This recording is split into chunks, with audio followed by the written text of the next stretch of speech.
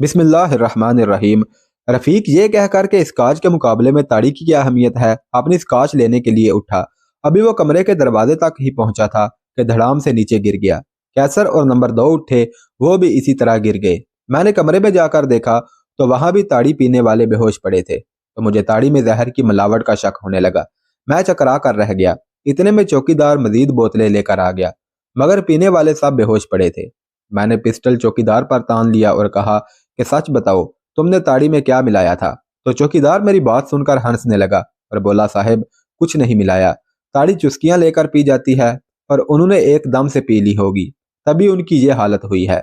चौकीदार और उसके लड़कों ने पानी के गिलास भर भर कर उन पर डाले तो वो होश में आए और आधे घंटे बाद उनके हवास बहाल हुए। हमने हिरन का भुना हुआ गोश्त खाया और सुबह के लिए शिकार का प्रोग्राम बनाते हुए सो गए। मैंने फैसला किया कि मजीद एक रात यहाँ गुजार कर वापस चलेंगे और पद्मा के दूसरी तरफ टोवा जाएंगे। मैंने साथियों से कहा कि अगर कल बंगाल टाइगर यहाँ ना मिला तो हम उसके इंतजार में मजीद यहाँ टाइम ज़ाया नहीं करेंगे। सुबह नाश्ता देते वक्त चौकीदार ने बताया कि बागर हाट में खेदा हो रहा है, अगर आप चाहें तो आपको दिखाने के लिए ले चलूं। यह लफ्ज़ मेरे लिए अजनबी था। मैंने उसका मतलब पूछा तो चौकीदार बोला कि जंगली हाथियों को पकड़ने, उन्हें पाजंजीर करने और सुधाने को खेदा कहते हैं। मैंने साथियों से मशवरा करते हुए कहा कि आज खेदा देखेंगे और कल शिकार के लिए जाएंगे, लिहाजा वापसी हम परसों पर मुलतवी करते हुए खेदा देखने जाने के लिए तैयारी करने लगे। हमने अपने असलहा भी साथ ले लिया ताकि अगर मौका मिला तो शिकार भी करेंगे।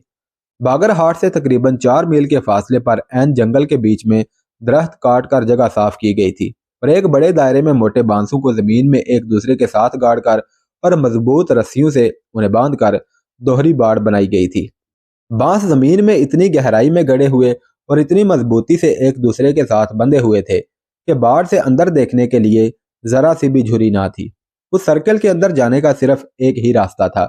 ऐसे ही मोटे बांसों का इतना ही मजबूत एक तकरीबन 25 फुट चौड़ा और सर्कल की बुलंदी जितना टुकड़ा रस्सों से सर्कल के ऊपरी हिस्से तक खींच के इर्द गिर्द के दरख्तों के साथ बांध दिया गया था। यानी उस सर्कल में दाखिली रास्ता 25 फुट चौड़ा था।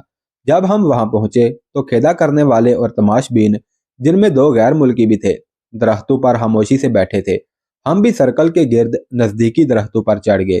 कैसर, नंबर 2 और चौकीदार मेरे साथ ही एक दरख्त के टहने पर बैठे थे। हमें वहां बैठे 1 घंटा गुजर गया और मैं बैठे बैठे उकता गया और करीब था कि मैं साथियों को बोलूं कि यहाँ से चलो, कि अचानक हाथी की चंगाड़ सुनाई दी। चौकीदार ने सरगोशी में बताया कि यह मादा सुधाई हुई हथनी की आवाज थी और ये उस वक्त ये आवाज निकालती है जब उसे नर हाथी की तलब हो। ऐसे ही 3-4 बार चंगाड़ने के बाद हथनी खामोश हो गई। थोड़ी देर बाद चौकीदार ने मुझे एक तरफ इशारा करते हुए कहा कि हथनी आ रही है। चंद मिनटों बाद हथनी नमूदार हुई और हरामा खरामा मस्ती से चलती हुई सर्कल के गेट से सर्कल के अंदर दाखिल हो गई। उस हथनी के पीछे 6 नर हाथी आ रहे थे, जिनमें सबसे बड़ा हाथी हथनी के पीछे था। चौकीदार ने उसी लहजे में बताया कि ये 6 हाथी जंगली हैं और अपने ग्रुप लीडर हाथी के भरोसे पर उसके पीछे आ रहे हैं। लीडर हाथी मस्ती में झूमता हुआ सर्कल में दाखिल हुआ और उसकी पैरवी में आने वाले हाथी भी सर्कल में दाखिल हो गए। लीडर हाथी हर मस्तियों के लिए हथनी के करीब पहुंचा ही था कि खेदा वालों के 2 आदमी बिजली की तेजी से दरख्तों से उतरकर गेट के ऊपरी हिस्से पर चढ़ गए और बंधे हुए गेट की रस्सियां काट दी। गेट तेजी से नीचे आया, जिसे खेदा वालों के 4-5 साथियों ने मजबूती से बांध कर रास्ता बंद कर दिया। हम सब दरख्तों पर बुलंद जगह बैठे सर्कल के अंदर का हाल देख रहे थे। लीडर तो हथनी की आवाज सुनकर कुरब के हसूल के लिए होशो हवास ही खो बैठा था। उसके हमराही हाथियों ने जब यह देखा कि बाहर निकलने का रास्ता बंद हो चुका है, पहले तो उन्होंने अपनी सूंडों और टक्करों से बांसों की दीवार को गिराने की कोशिश की और इस कोशिश में नाकाम होकर चंगाड़ने लगे। हाथी खासा समझदार जानवर है। जब उन्होंने देखा कि अपने साथी और लीडर हाथी की ना समझी और हवस की वजह से हम कैद हो चुके हैं, तो बाकी पांचों चंगाड़ते हुए अपने साथी लीडर पर हमला आवर हो गए और उसे घेर कर अपने दांतों से उसका पेट चीर फाड़ कर उसे हलाक कर दिया। उनमें से एक हाथी खुद भी लीडर को मारते हुए जख्मी हो गया था। चौकीदार ने बताया कि 8 रोज तक उन कैदी हाथियों को भूखा प्यासा रखा जाएगा और जब उनकी कुव्वत मुदाफियत कम पड़ जाएगी तो 2 सुधाए हुए हाथी उस गेट से अंदर दाखिल किए जाएंगे और वो यके बाद दीगरे 5 हाथियों को जकड़ लेंगे और तजर्बाकार माहिर अफराद सुधाए जाने वाले हाथियों के पाँव में भारी संगल डाल देंगे। कई बार इसी तरह जंगली हाथियों के पाँव में संगल डालते वक्त कई अफराद हाथियों के पाँव के नीचे आकर कुचले भी गए हैं। जंजीरें डालने के बाद उन कैदी हाथियों को खुराक और पानी दिया जाएगा और अपने लीडर की गलती की वजह से ये जंगली हाथी इंसान की गुलामी कबूल कर लेंगे। फिर इनको बर्दारी के लिए सुधाया जाएगा और उनसे जंगल के दरख्तों को तनों से उखेड़ कर फैक्ट्री तक पहुंचाने का काम लिया जाएगा। उतनी देर तक उनकी आज़ादी की ख्वाहिश खत्म हो चुकी होगी और ये खुद ब खुद अपने ठिकाने पर आ जाया करेंगे। बाद दोपहर हम खेदा का पहला हिस्सा देखकर दरख्तों से उतरे और वापस डाक बंगले आ गए। खेदा देखने के बाद बंगले को वापसी जाते हुए चौकीदार ने मुझे बताया कि बागरहाट में उसका घर है। अगर वापसी जाते हुए हम यहाँ कुछ देर के लिए ठहर जाएं तो वह हमारे लिए चावल, आमलेट और चाय बनवाएगा और कुछ देर सुस्ताने के बाद हम वापस डांग बंगले की तरफ रवाना होंगे। तो मुमकिन है कि एक दो हिरन भी शिकार कर सकें, क्योंकि सारा सारा दिन हिरन खुराक के हसूल के लिए फिरते रहने के बाद प्यास बुझाने के लिए हमारे करीब ही एक जोहड़ पर प्यास बुझाने के लिए आते हैं। चौकीदार मुझसे बड़ा इनाम लेने के लिए हमें ज्यादा से ज्यादा खुश करने के चक्कर में था। खेदा देखते देखते हम हासा थक भी चुके थे। रफीक का तो बुरा हाल था। मैंने साथियों के मशवरे से चौकीदार की इस दावत को कबूल कर लिया। कैसर ने भी चौकीदार की तायीद करते हुए कहा कि इतने अफराद इतने असलहा के साथ आना और सुंदरबन से शिकार किए बगैर वापस चले जाना अच्छा नहीं लगता। हम सब बागरहाट चौकीदार के घर पहुंचे।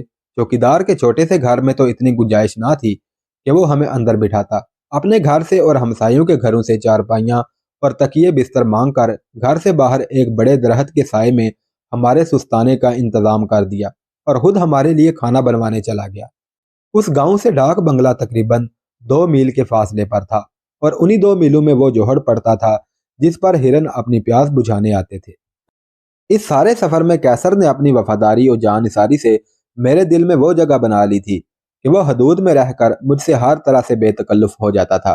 गोरखपुर का हवाई अड्डा उड़ाने, मेरी हिरासत के दौरान डीएमआई के हेडक्वार्टर्स पर मुझे छुड़ाने के लिए हमला, काठमांडू में मेरी एक कॉल पर साथियों समेत आना, मुक्ति बाहनी वालों को जहन्नम रसीद करना और अब मेरी कॉल पर बगैर पासपोर्ट वीजे के इंडिया से निकलकर आसाम में मुझे मिलना और मोरंग, मग और चकमा कबाइल में बहादुरी दिखाना, अपने 2 साथियों की गद्दारी पर हलाकत होने पर कोई रद्द अमल ना दिखाना, इन सारी बातों की जब मैं कड़ी मिलाता तो इतनी मोहब्बत, इतना खलूस और इतनी जानिसारी मुझे अपनों में भी मेरे लिए कहीं दूर दूर तक नजर नहीं आई जितनी कैसर में थी।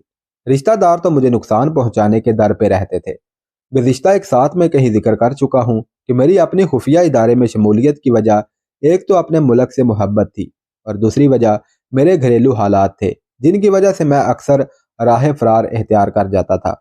और मेरी सारी मुहिमों में कैसर ने एक छोटे भाई का सही मानों में किरदार अदा किया था। हो सकता है कि अगर मेरा कोई छोटा भाई होता तो वो भी ऐसा शायद ना कर पाता जितना मेरे लिए कैसर ने किया था। सुस्ताने के दौरान मैं अपनी चारपाई पर लेटा हुआ था कि कैसर अपनी चारपाई से उठकर मेरे पास आया और कहने लगा, भाईजान, खेदा के दौरान मैंने कई बार नोट किया कि रफीक ने बज़ाहिर अपनी राइफल से मशक करने के बहाने उसने कई बार आपको निशाने पर लिया था। उसकी बंदूक लोड थी और आपको निशाना बनाकर सिर्फ ट्रैगर दबाना बाकी था। मुझे यूं महसूस होता है कि उसके दिल में इत्तफाकिया ट्रैगर दब जाने का उज़र करके आपको हलाक करना मकसूद है। क्यों ना हम किसी बहाने उसकी बंदूक अपने कब्जे में ले लें। मुझे ये भी महसूस हुआ है कि उसने अपने लिबास में पिस्टल या रिवाल्वर भी छुपा रखा है। हालात के पेश नज़र मैं उस पर कतई भरोसा नहीं कर सकता। मैंने कैसर को कहा कि उसकी हरकतों सकनात पर अपनी फुल तवज्जो रखो। रात को डाक बंगले में उसे ताड़ी पिलवा कर बेहोश कर देंगे और उसकी बेहोशी की हालत में उसकी तलाशी भी ले लेंगे। कैसर बोला, भाईजान, आपको तो इल्म है कि बशीर मरहूम ने मुझे असलहा, कारतूस और गोलियां बनाने का फन सिखा दिया था। अगर आप इजाज़त दें तो मैं और मेरे साथी उसकी बेहोशी की हालत में उसकी गोलियों से बारूद निकाल कर मट्टी भर देंगे। ये सारा काम हम 30 मिनट में कर लेंगे। उसकी बंदूक और उसके लिबास में छुपाया हुआ असलहा उसके पास ही रहने देंगे। अगर उसकी नीयत खराब हुई तो ये हम पर और आप पर अपना असलहा चलाने की कोशिश करेगा, जिसमें उसकी नाकामी की हफ़त पर हम लुत्फ़ अंदोज़ भी होंगे और हमें उसे ठिकाने लगाने का जवाब भी मिल जाएगा। उसके दौरान चिकमा मजदूर, जो कि बंगाली रूप में है, उसे भी ख़त्म कर देंगे। कैसर की इस तजवीज़ पर मैं भड़क उठा और उसे ना सिर्फ इस काम करने की इजाज़त दे दी बल्कि कहा कि ऐसा ज़रूर करे। باگر ہاٹ سے واپسی کے وقت سورج غروب ہو رہا تھا۔ یہ ہماری خوش قسمتی تھی کہ جوہڑ پر ہمیں ہرنوں کی ایک ڈال مل گئی۔ ہرن ایک چوکنا چھپایا ہے اور اس میں خطرے کو بھانپنے کی حس سب سے زیادہ ہے۔ خطرے کا احساس ہوتے ہی وہ بھاگ کھڑے ہوئے۔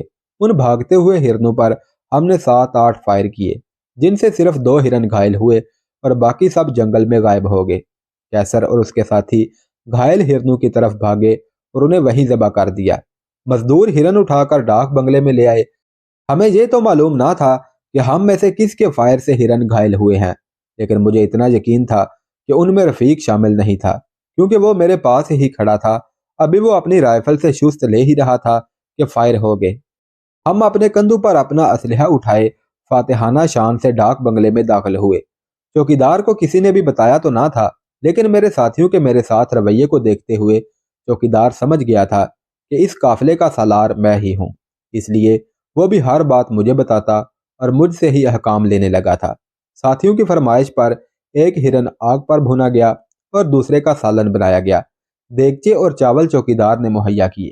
میں نے اسے آج بھی تاڑی کی 6 بوتلیں لانے کا کہا۔ تاڑی پینے سے پہلے تو رفیق نے انکار کیا، لیکن میرے اصرار اور یہ کہنے پر کہ اگر تم اسکاچ پینا چاہتے ہو تو میرے تمام ساتھیوں کو بھی پلاؤ، شکار پارٹی میں ہم سب برابر کے شریک ہیں۔ یہ سن کر وہ تاڑی پینے پر راضی ہو گیا۔ میں نے ساکی بنتے ہوئے اسے تاڑی کا لبالب گلاس بھر کر دیا۔ پہلے تو وہ چسکیاں لینے لگا، لیکن جب نشہ چڑھنے لگا تو پھر ایک سانس میں پورا گلاس پی گیا۔ میں نے دوبارہ اس کا گلاس بھرا، وہ بھی اس نے ایک سانس میں ختم کر دیا۔ کیسر اور اس کے ساتھیوں نے کھانا بنانے کا بہانہ کر کے کھانا کھانے کے بعد پینے کا کہہ دیا۔ میں نے جب محسوس کیا کہ تاڑی اپنا اثر دکھا چکی ہے تو میں نے رفیق کو صحن میں چلنے اور ہرن کو پکتا ہوا دیکھنے کے لیے ساتھ چلنے کا کہا، لیکن وہ تو اٹھنے کے قابل نہیں رہا تھا۔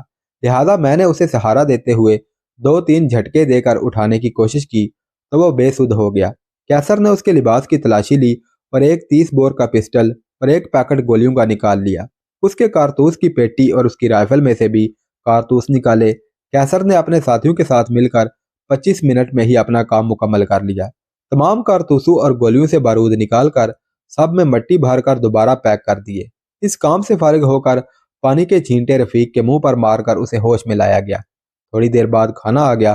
کھانا کھا کر ہم سب صبح شکار پر جانے کا پروگرام بنا کر جلدی سو گئے۔ بھائی بھی مدہوش تھے، لہذا کیسر اور اس کے ساتھیوں کی باری باری سے ڈیوٹی لگا کر ہم سب نیند کی وادی میں پہنچ گئے۔ اگلے روز ہم سب تیار ہو کر بڑے شکار کی تلاش میں نکل کھڑے ہوئے۔ سارا دن مارا مارا پھرتے، درختوں کی ٹہنیوں کو کاٹتے ہوئے راستہ بناتے ہوئے ہم تھک چکے تھے۔ گائیڈ نے بتایا کہ 2 دن پہلے ایک امریکن شکار پارٹی یہاں ایک ہفتہ ٹھہری، مگر بڑی مشکل سے انہیں ایک بنگال ٹائیگر کو شکار کرنے کا موقع ملا۔ خیر ہم شام کو بس ایک ہرن اور ایک جنگلی بلی ہی شکار کر پائے اور واپس بنگلے میں لوٹ آئے۔ میں نے شکار پر روانگی سے قبل ایک گائیڈ کو شکار گھاٹ پر ایک لانچ بک کرنے کے لیے بھیج دیا تھا تاکہ کل 12 بجے ہم یہاں سے روانہ ہو سکے، جو ہمیں ٹووا جانے کے لیے نزدیک ترین گھاٹ پر لے جائے۔ رات کا کھانا کھا کر بہت دیر تک خوش گپیاں ہوتی رہیں اور اگلی صبح ہم نے شکاری گھاٹ کا رخ کیا۔ راستے میں کیسر نے مجھے کئی بار رفیق کو چکما مزدور سے بات کرتے ہوئے دکھایا۔ میں نے ہر بار رفیق کو اپنے ساتھ چلنے کا کہا کہ میں اکیلا بوریت محسوس کرتا ہوں۔ ڈاک بنگلہ کے چوکیدار کو میں نے 15,000 ٹکا ٹپ دی تھی۔ یہ ٹپ اس کی سوچ سے بڑھ کر تھی، اور تاڑی پینے اور اس کے بیٹے کے ہرن کو شکار کرنے کا انعام میں پہلے ہی اسے 10,000 ٹکا دے چکا تھا۔ ٹووا کے لیے لانچ نے ہمیں 1 گھنٹے میں نزدیکی گھاٹ پر پہنچا دیا۔ یہ گھاٹ دریا کے غربی کنارے پر واقع تھا۔ رفیق نے مجھے 2 بار کہا کہ چکما مزدور واپس جانا چاہتا ہے، لیکن میں نے سختی سے انکار کرتے ہوئے کہا کہ ہماری شکار پارٹی کے جتنے افراد ہمارے ساتھ آئے تھے وہ سب ہمارے ساتھ ہی واپس جائیں گے۔ ہم آدھے راستے میں پرانے مزدور کو واپس بھیج کر نیا مزدور لے کر اس پر بھروسہ نہیں کر سکتے ہیں۔ رفیق کو مجھ سے اتنے کرخت لہجے میں انکار کی توقع نہیں تھی، لیکن ڈالرز کے لالچ میں میرا جواب سن کر وہ خاموش ہو گیا۔ ادھر میرا ذہن تھا کہ ہمارے ٹووا جانے کی خبر کسی کو بھی نہ ہو۔ اس گھاٹ سے ہمارا قافلہ جنگل میں داخل ہو گیا اور گائیڈ کو میں نے کہا کہ ہم نے ٹووا کی طرف جانا ہے، لہذا گائیڈ نے اس پگڈنڈی کی طرف رخ کر لیا۔ رفیق اب خاموشی سے میرے ساتھ چل رہا تھا، حالانکہ میرے انکار سے پہلے وہ بلا وجہ بولتا اور اپنی چرب زبانی کی وجہ سے دوسروں کو بولنے نہیں دیتا تھا۔ باگر ہاٹ سے واپسی پر جب مجھے رفیق کی ذہنیت کا پتہ چلا تو میں نے اپنا رویہ رفیق کے ساتھ تبدیل کر لیا، اور یہ بات وہ بھی سمجھ چکا تھا۔ گو مزدوروں اور باقی شکار کے لیے انتظامات اس نے کیے تھے، اس لیے وہ خود کو ہی سب کچھ سمجھ بیٹھا تھا۔ مگر اب میں نے اسے اس کی اصلیت دکھانے کا ارادہ کر لیا تھا۔ رات کو کیمپ لگاتے ہوئے جب میں نے اس کی خاموشی کی وجہ پوچھی تو وہ کہنے لگا، میں آپ کا میزبان ہوں اور آپ میرے مہمان، مگر آپ کے رویے سے اب مجھے لگنے لگا ہے کہ میں آپ کا ادنا مہمان ہوں اور آپ میرے امیر میزبان۔ آپ کسی بھی کام میں مجھ سے مشورہ ہی نہیں کرتے۔ میں رفیق کی بات سن کر ہنس پڑا اور بولا، رفیق صاحب، آپ کو ویسے ہی غلط فہمی ہو گئی ہے۔ میرے ساتھیوں کا لیڈر میں ہوں، اس لیے وہ مجھ سے ہر کام پوچھ کر کرتے ہیں، اور مزدور آپ نے بھرتی کیے ہیں، اور جہاں تک میں سمجھتا ہوں شکار کے دوران گائیڈ ہمارے لیڈر ہیں۔ مزدوروں کا کام سامان اٹھانا اور ہمارے ساتھ چلنا ہے، اور وہ یہ ڈیوٹی انجام دے رہے ہیں۔ اگر اصل لیڈر کو آپ جاننا چاہتے ہیں تو وہ روپیہ ہے، جن کے بغیر ہم سانس بھی نہیں لے سکتے۔ اس لیے اس بلا وجہ کی سوچ کو چھوڑ دیں اور شکار کا لطف اٹھائیں۔ جب میں نے اس پر اپنی بات واضح کر دی تو وہ تھوڑی دیر بعد ہی نارمل ہو گیا۔ کیمپ میں رات کے کھانے کا انتظام بھی گائیڈ نے کیا تھا۔ گھاٹ سے اس نے ڈھیر ساری فش خرید لی تھی اور چاول ہمارے سٹاک میں تھے۔ میں نے گھاٹ سے کیمپ تک کے سفر کے دوران محسوس کیا کہ اس علاقے میں آمد و رفت بہت کم تھی۔ میرے پوچھنے پر گائیڈ نے بتایا کہ اول تو یہ علاقہ دلدلی ہے، دوسرا بھارتی سرحد قریب ہونے کی وجہ سے لوگ اس طرف آنے سے کتراتے ہیں۔ 1971 کی جنگ میں پاکستانی فوج نے بھارتی فوج کی پیش قدمی روکنے کے لیے یہاں پر بارودی سرنگیں بچھا دی تھی، جنہیں اب تک نکالا نہیں گیا، اور ان سرنگوں سے کئی ہلاکتیں ہونے کی وجہ سے لوگوں کی آمد و رفت بس قریبی گاؤں تک محدود ہو کر رہ گئی ہے، اور سوائے پگڈنڈیوں کے لوگ ادھر ادھر جانے سے گھبراتے ہیں۔ لہذا ہمارا سفر بھی پگڈنڈیوں پر ہی ہوگا۔ اس سے آگے کالی گنج کا علاقہ بارودی سرنگوں سے پاک ہے، لہذا اصل شکار کی تلاش ہم اسی علاقے میں کریں گے۔ مجھے بھارتی سمجھتے ہوئے گائیڈ نے پاکستان اور پاکستانی فوج کو گالیاں نکالنی شروع کر دی۔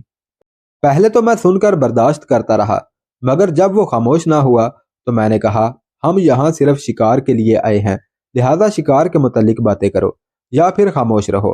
ہمیں کسی سے کیا لینا دینا کہ کون کیا کرتا ہے۔ اگلی صبح میں نے رفیق کو کہا کہ وہ شکار پارٹی کو روانگی کا حکم دے اور علاقے کی واقفیت اور لیڈر ہونے کی بنا پر گائیڈ کے ساتھ ساتھ چلے اور اسے ہدایات دے۔ میں چاہتا تھا کہ اس کی کمانڈر بننے کی آرزو بھی پوری ہو جائے، کیونکہ اس نے جانا تو اپنے قدموں پر چل کر تھا، لیکن واپسی اس کی کھاٹ پر ہونی تھی۔ میں نے اپنے ساتھیوں اور مزدوروں کو کہہ دیا کہ کوئی بھی کسی بھی صورت پگڈنڈی سے باہر قدم نہ رکھے۔ گھنا جنگل شروع ہو چکا تھا اور پگڈنڈی کی اور ارد گرد کی زمین بھی سیم زدہ شروع ہو چکی تھی۔ بنگلہ دیش کے دریائے پدما اور بھارت کے دریائے ہگلی کا یہ درمیانی علاقہ ان کے ڈیلٹاؤں اور غیر معمولی بارشوں کی وجہ سے دلدلوں اور حشرات الارض سے اٹا پڑا تھا۔